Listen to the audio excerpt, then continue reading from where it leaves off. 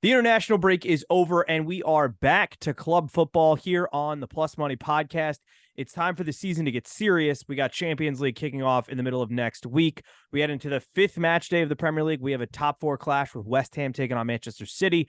Brighton travel to Manchester United, and a fun one at Newcastle when they take on Brentford. I'm Andrew Passaro, and Ani Sridhar joins me as we're going to give you our best bets for the weekend as we get ready for another fun weekend in the Premier League. International break in the books. Champions League just about to be here. Ani, I got some stats, but as always, you can follow us at the Plus Money Pod, at Andrew Passaro, at Ani323. Ani, I looked up last year. We only had two major international break windows outside of the World Cup. I didn't want to count that one because it was such a long one. But coming back for that October 1st weekend last year, the over 3.5 hit in half of the matches, over 2.5 hit in 7 of the matches, both teams to score hit in 6 of those matches. And we had only 2 0-0 shutouts. In April, over 3.5 hit in 3 of those matches, over 2.5 hit in 5 of those matches, both teams to score hit in 7 of those matches, and there were no 0-0 shutouts. So as much as I want to think the boys are coming back tired, last year the data doesn't match up with that. However, we did have, I will say, coming in last fall, I think the World Cup was pretty much all but done for. So I don't know if there was many qualifiers. I think it was predominantly friendlies. So we did have a lot of Euro qualifiers. We did have a lot of World Cup qualifiers down in South America. So it's been busy, but we're back. We're back to the club football. How are you feeling going into this weekend? Feeling pretty good. I mean, it was a profitable international break, to be honest. Had a bunch of parlays the past few days. I know we put a few out on Twitter at the Plus Money Pod that some people responded to on Instagram too, that were like, yo, good looks. Like, here we go. Thanks for the, money on during the day on a random Wednesday, making people cash. We love doing that. So excited to get going here. It's only been 2 weeks, but it really feels like it's been 2 months since we've had Premier No. League football. So I'm excited to get back into the action. All right, let's start. I do have something from Wolves Liverpool. I'll put it out online. I don't want to bog it down. It's 7:30. I know a lot of people aren't going to be up for it. I will, but you're not all me. So let's jump to Sheffield United when they travel to Tottenham. Here's one that I'm targeting here. This is one of those games that I do like the both teams to score. It's hitting 4 out of the 5 Sheffield matches. It's hitting 3 out of the 5 Tottenham matches. It's at -122. I think you can take that all on its own at that price, but I do like both teams to score over 2.5 plus 100. I like Tottenham team total over 2.5 at +122. But my safest bet for this match, I like Spurs and both teams to score +155. That offense has been humming. I think they're going to get back after it. Sheffield have been exposable, but they've shown that they can score in big games. They did score against Manchester City. So both teams to score is what I'm targeting in that one. Yeah, one of your picks is actually one of mine. You got it at +122. I got it at +112. That's Tottenham team total over 2.5. You hit it right on the head. I mean, they're playing a lot of attacking football, and it's not just playing attacking football; it's playing attacking football well, and a lot of that's because of James Maddison in the middle. Son looks really good. I saw a clip of his during international play where I think it was against Saudi Arabia, and they just missed a clear penalty. Yes, he had his legs completely taken out, but the guy looks really good in form. Tottenham's offense haven't skipped a beat since Harry Kane left, so I like that play. Yeah, shop around for your odds because we both got it at different ones. So No, we got it at the see what same you get price. I just can't read my sheet apparently. So I Okay, also had it so at it plus is at plus 112. one And twelve. yeah, Okay. and that's that dyslexia coming in big for you. So be careful. But it's at a plus number. So look, Yeah. if you could get it at +22, I definitely would take it. Let's jump to Manchester United as they take on Brighton. Manchester United right wingers in a heap of trouble. Anthony now looking to he's probably not going to be with the squad. They do have some young players that can play on that right side who are exciting, but we'll see what happens there. I like 2 things here. The over 3.5 has hit in all 4 Brighton matches this year. It's hitting 2 out of the 4 Manchester United matches. It's only at +112, a reoccurring number apparently. So I think you got to keep riding with that one. But Brighton money line is +200 here, which this is a team that's had success against Manchester United in the past. Man United that didn't come out of the gates blazing I love the odds at Brighton plus 200. And if you're not with me, you don't want to fully go for it. I would definitely look at Brighton plus one or plus half a goal, whatever, or draw no bet. That number's got to be comparable. We've seen Brighton have success against top six teams before, and I think this is a game that they could definitely take advantage of a Manchester United that's slumping a little bit, and there's a lot of off the field drama right now. Yeah, I was kind of on the similar wavelength as you with Brighton could come into Manchester United here and surprise them, but it's Brighton did beat Newcastle 3-1, but then that for some reason that West Ham Brighton game just I can't get that out of my head. At home Brighton, West Ham comes in, wins 3-1. I think that's more so a showing on Brighton's defense than it really is on how well West Ham are playing this early on. I don't think they're really that good. The injury to Julio and Enciso, I think, is more serious than we all anticipated, really. But I do like the over. You did touch on that. I'm all in on the over 3.5 at plus 112 here. Both these teams have been leaky when it comes to their defense. Man U's not shy in creating chances, that's for sure.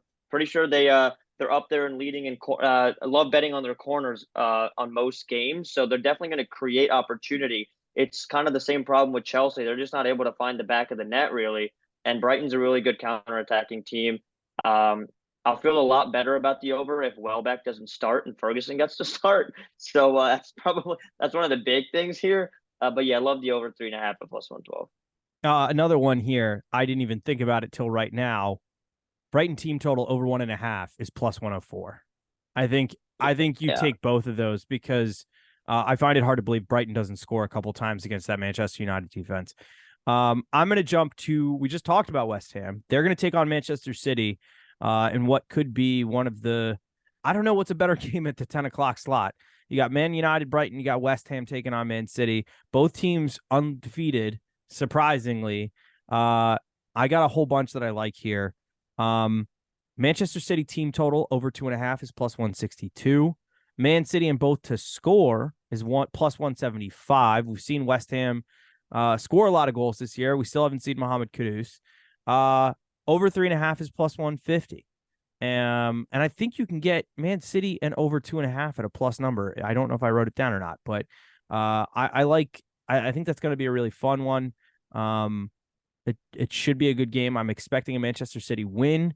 However, both teams do have European matchups in the middle of the week, so we'll see how they rotate the squads coming into this. And we did see Erling Haaland play only yesterday on Tuesday afternoon for Norway as they took on Georgia.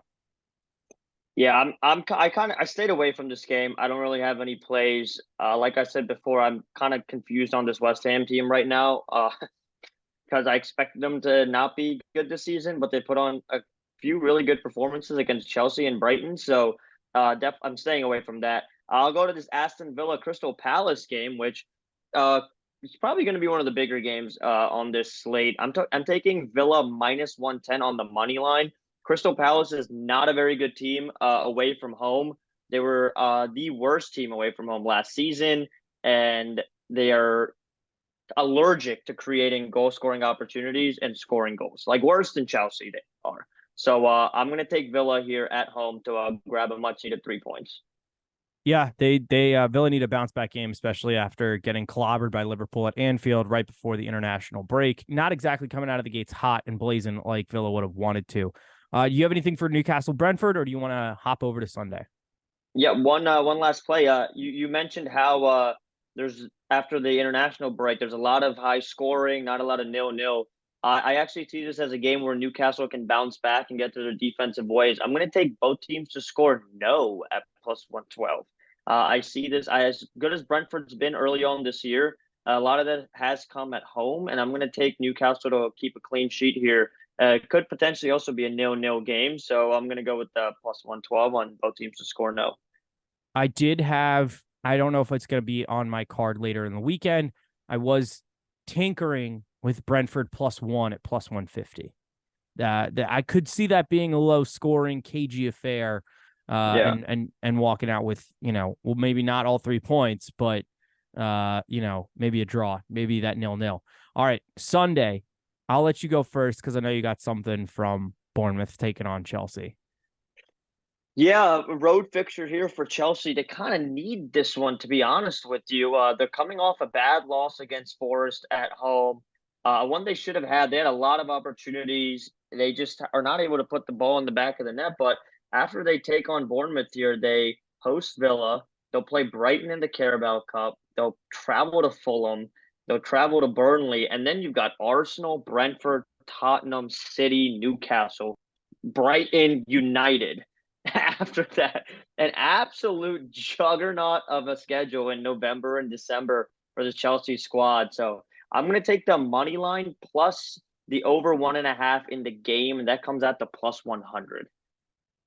I mean, look, you could definitely go to Brighton to score some goals. And I do think the biggest thing for those Chelsea, like the players are in the right position. They're making the right runs. They're just not, it's all about the luck of getting it in the back of the net. And I saw it all last year with Darwin Núñez, where it's like, I'll go to bat for that guy every single time because he's in the right spot. He's making the right movements. He's just not getting to the back of the net. And I'm seeing a lot of that with Chelsea right now. And it's a lot of just like a lot of new people that haven't played together yet. Like they're slowly figuring it out. So obviously you're going to have early season struggles. I think at the end of the year, it wouldn't be shocking when we see Chelsea finish in the top 5. All right, I'm going to jump to Everton versus Arsenal. I got a pretty simple one. Arsenal and over 2.5 at plus 105. Everton are cooked. Although, apparently they have new ownership coming in, allegedly. There's a new group that's going to buy out the team. I do kind of think it's too little too late. We'll see if that stuff gets done before the winter transfer window and if Everton can bring in some new players. But I am surprised that this one is the 11:30 game. I would have figured that the Premier League would have given Arsenal a Saturday game as they're going to play in their first Champions League game in years and years, but they will have to play on Sunday against Everton at 11:30. Yeah, Arsenal and over 2.5. They might get the 2.5 themselves. We'll see. I'm not expecting much from. Could you see this as a trap game for Arsenal? Looking ahead to their Champions League fixture and kind of overlooking Everton. Everton's always played them tough. Everton has always given Arsenal trouble, and this is at Everton. It could potentially be a trap, in my opinion. I'm not. Look, it could be. It definitely could be. Yeah. My thing though is, does this Everton Everton are going to have 20% of the ball? Maybe. Like, it really comes down. Well, the next question is who's starting at striker for Arsenal? Because if they're still starting in Nketiah. Maybe, although he's played well. But speaking of Everton, finally have a striker now too, though. Something they didn't have at the beginning of the year. They got Beto. They've been looking for their number 9. Maybe that changes their fortunes. I don't know. I don't see enough. It's not just the striker; it's the creativity there. It's kind of very everything. I'm just playing devil's advocate. 100%. Look, I'm taking Arsenal here. In the pure Arsenal fans are telling me that this is the season we compete for a title. And if you're a team that's going to compete for the title, you got to win. You got to win like this game. Yes. You can't. Man City's 4 for 4 right now, and Arsenal. Who do they drop? And they're not even playing their best football. Man City are not even playing their best football, and they're 4 for 4. Yeah, exactly.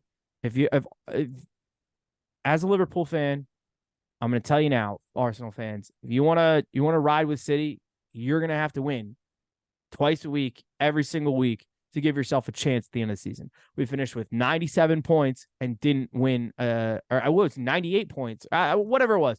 We finished with a shit ton of points and we didn't win the title. Okay, if you want that, you're gonna have to go to Everton and get all 3 points. Period. And you're gonna have to score goals. So, and that starts this weekend. Arsenal do have a very easy group in Champions League, so they should be able to rotate and still finish at the top of that. But we shall see. We'll be getting into that next week. We'll be back bi-weekly again. We'll have picks for Tuesday and Wednesday. And yes, I will probably be throwing out Thursday Europa League parlays this year because I will actually be watching it. But be on the lookout for that. Like, subscribe, follow, give us a 5-star ratings review. We appreciate that. We're the best soccer betting podcast in 15 minutes or less. Find me another one that's doing this because you can't. Follow us at Angel Passaro, at Ani Sridhar 23, at the Plus Money Pod. Let's stay positive this weekend. Good luck. Be careful with NFL Week 2, and we'll catch you early next week.